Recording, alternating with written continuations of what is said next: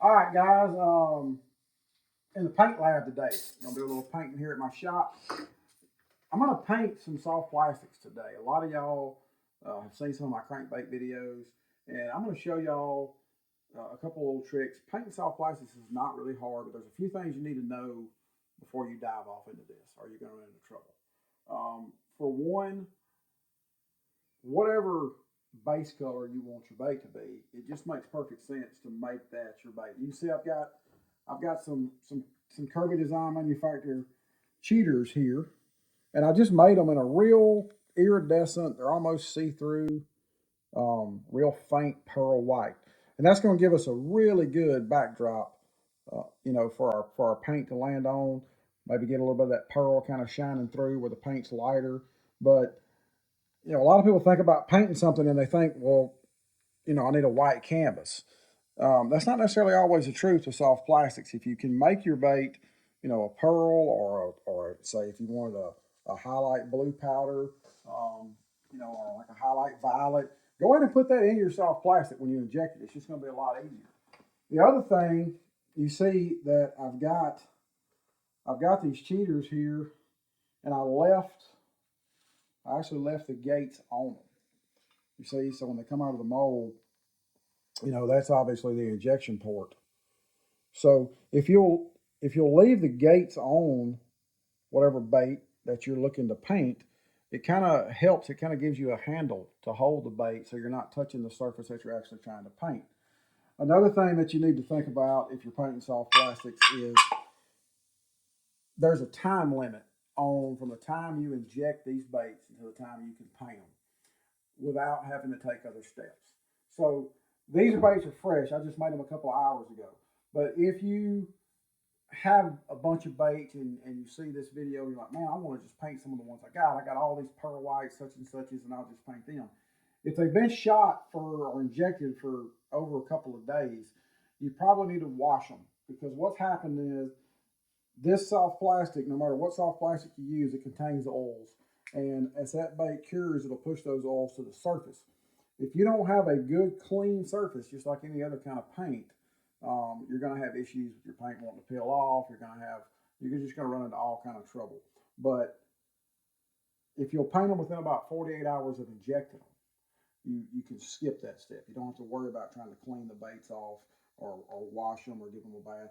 Your paint will bond to it just fine as is. So got us about 4 cheaters here. And what I'm going to try to do is we're just going to do a simple paint job. And really the whole thing I'm trying to show you here is, a lot of us at home, we don't have a triple injector or a dual injector, or not only that, even if you've ever used like a triple injector, you realize real quick that it's a lot of cleanup to clean all those plugs out. You have to mix up a lot of plastic to, if you take 3 different Pyrex cups and put 3 different color and put them in your microwave. The other thing is unless you've got 3 microwaves, it's pretty tricky to get those 3 different colors the same temperature. And if you've injected very much plastic at all, you'll realize real fast when you're trying to do like any kind of laminate, if your material is not pretty close to the same temperature, you run into real trouble with the hotter colors wanting to bleed over and overtake the colors that are cooler. So sometimes it's easier and it requires less things to just throw a little paint on. And you also can do, a little bit extra with paint that I can't do from an injection standpoint. Now, I know some of you guys that do some skin pouring. I watch a lot of y'all's videos, and some of the stuff that y'all can produce is very impressive. And I'm not trying to take away from skin pouring. It is a art of its own and something that I've played with some and something I'm getting a little better with. But painting is something that I've done a long time. I mean, I have painted more of these little fellows right here than I really even want to know. So for me, painting with an airbrush doesn't seem that complicated. But I'm going to take y'all through this right quick. I'm going to set my little cheater mold over out of the way. Now, just so all y'all don't bombard me in the contents, I do have a good ventilation system, okay? I'm not wearing a mask because if I wore a mask, obviously there would be no audio and it's not much fun to watch a guy paint and just hear, ooh, because I won't be able to talk. So for me to be able to explain what I'm doing, what I'm going to do is I'm going to paint right here in front of my booth and then I'll just flip the booth on and off. See how loud it is. So if I run this booth while I'm painting, you can't hear it. But I appreciate y'all's concern for my health, and it is well appreciated. But I want y'all to know that I am using a ventilation system, but I'm not going to run it while we're spraying, just because if I do, that's all you're going to hear. So I think what we'll do is we're going to paint a fairly simple color, something that's pretty easy. We're going to lay our cheaters out here. And we're going to paint these baits with Lure Works SB coat. Now, you see right here, it says this is a soft plastic paint. This paint is designed by Lure Works to intentionally be used to paint soft plastic lures. Do not try to do this with just some lacquer-based paint from Walmart. It's not going to work. If you're going to paint soft plastics, you've got to get, I don't really know of a soft plastic paint. Maybe there's some out there, but this is really the only one I know of that's truly designed to adhere and bond to soft plastic. And this is also Lure Works plastic. I made these out of Lure Works Porsol Medium. So I know that, if you use things that are all the same brand, I don't have to worry about, am I going to have problems with, cross contamination? Does one have a chemical in it that reacts to the other? So for me, it's just easy and simple just to keep it all under one brand. So Lure Works is what we're going to use here. I probably need to, it looks like I've got a little bit of dirt. Get these fellas kind of clean. And I think what I'll do is I'll lay me a couple of paper towels out. So here we go. Get our little cheater sheds laid back out here. I've always been a really big fan of, that's the one that got some dirt on it. I've always been a really big fan of a bait that's kind of got, a pearl belly, a little bit of chartreuse flash on the side, and then a darker top. I make a crankbait that I call Money Shad, and it's one of my favorite colors. And that's kind of what we're going to go for here. It's not going to match exact. It's going to be pretty similar. Now, the gun that I'm using here is just a Pache. I've got a lot of different airbrushes. I've got Pache, I've got Wadas, I've got bigger HBLP guns that are all different brands. But I'm using a Pache for this. The main reason I'm using a Pache is because of the tip size. My Wadas are a much smaller tip. I don't know what the exact tip size of this is, but I bought this gun intentionally for spraying this paint. It's a thicker paint than what I would normally use if I was painting crankbaits. So we're going to start off with our chartreuse. This is just straight up SB chartreuse. 3010, I believe. Yeah, that's the number on it. And it's not going to take a whole lot of paint, because really you don't need, you see, I mean, that's maybe even brighter than what I want. So paint a little bit on my glove and kind of get a feel for what we're going to do. Now, you see, because I left this on here, I can hold these. And what I'm going to do is just kind of roll them to me and just kind of come right down the side. And then I'll go to the next one. I'm not going to worry so much about the tail, just because the tail's so thin. It's not really going to show, even if you get that pin line to come all the way down the tail of that cheater. It's not really going to show up once the bait's finished. So you can actually also build you a stand that you can put these on, like a little wire stand if you wanted to. So now we've got our little chartreuse hue. Kind of go back to where we started, flip them over. Get a little chartreuse on this side. The one thing I will tell you about painting, any kind of painting, is when you're doing this, if you know you want to paint 20 or 30 of these, do them all at one time. It'll save you a lot of time from having to do color changes. It'll also will save you a lot of paint because you're losing paint every time you change colors in your gun. So we got our chartreuse on there. So now what's left? We just dump it right back in the bottle. All right, so we're going to switch colors. And one other thing I want to mention to y'all, if you decide this is something you want to try and you order some of this SB coat, be sure you order some SB coat thinner when you order your paint.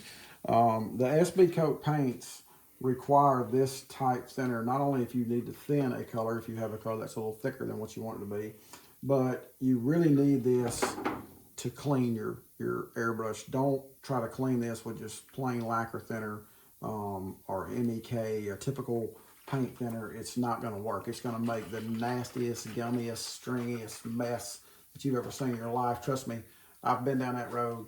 If you decide to use this paint, order you some thinner to go with it. So we're going to switch out here. I've got my gun cleaned out, ran some SB thinner through it, and I'm going to switch to what's called OD green. And you can see it's just a real nice olive drab looking, probably one of my favorite colors. Just a really nice olive drab looking. It's probably a color you wouldn't order if you saw the name, because you know what is OD green. But OD green it's that just natural, olivey green color, which just to me looks so much like the back of so many bait fish.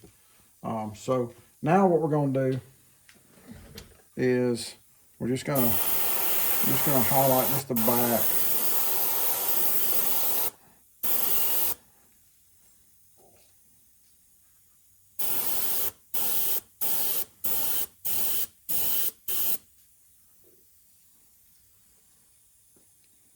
Looking better and better. All right, so let's run through them right quick.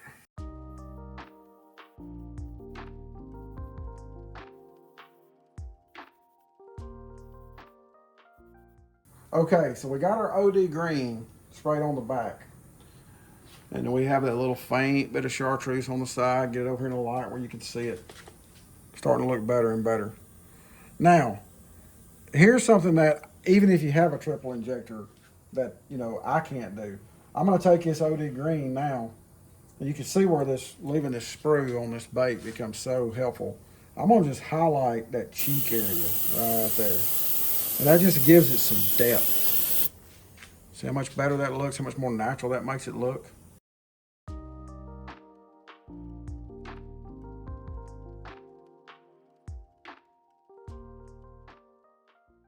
All right, almost done. So that looks pretty daggum good to me. But I think we can do one more thing to it that would pretty it up even more. Let's see if we can't paint us some kill dots on it. All right, so let's see what we can do to put us some kill dots on here. I'm just using straight up black for this. I mean, I guess you could get creative if you wanted to, but for me, a kill dot black is all you need. Now, here's the deal with this. If you've got a double action airbrush, what you've got to do is you've got to practice with this. So what you want to do is you want air to come out. See, air, no paint, air, no paint. And then you want to just barely start to pull back on the paint needle. So when I pull this back, it allows paint to flow through. So when I'm painting a kill dot by hand, just freehand, I try to pick a spot on the bait where I can kind of have a reference each time. So you see this bear here, it has a little side fin and there's a bear area. I'm gonna put that kill dot right above the very end of that side fin. Right there. That's about perfect.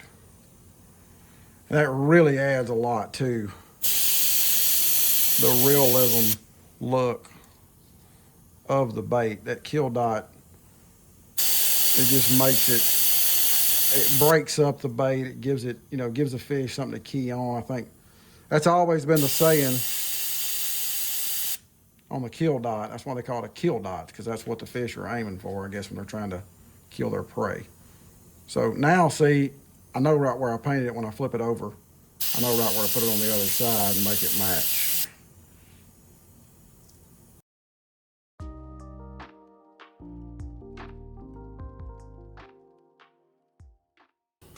Okay, so the last thing here, we'll be done with our little tri-colored cheaters.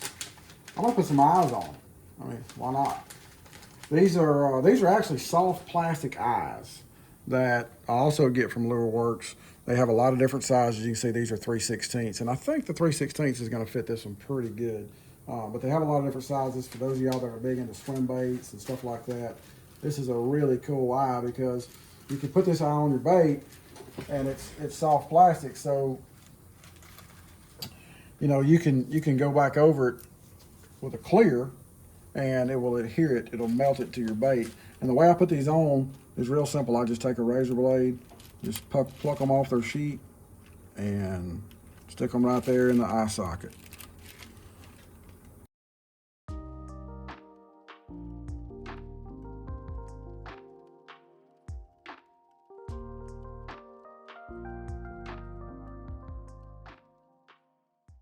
Okay, so there's our cheaters.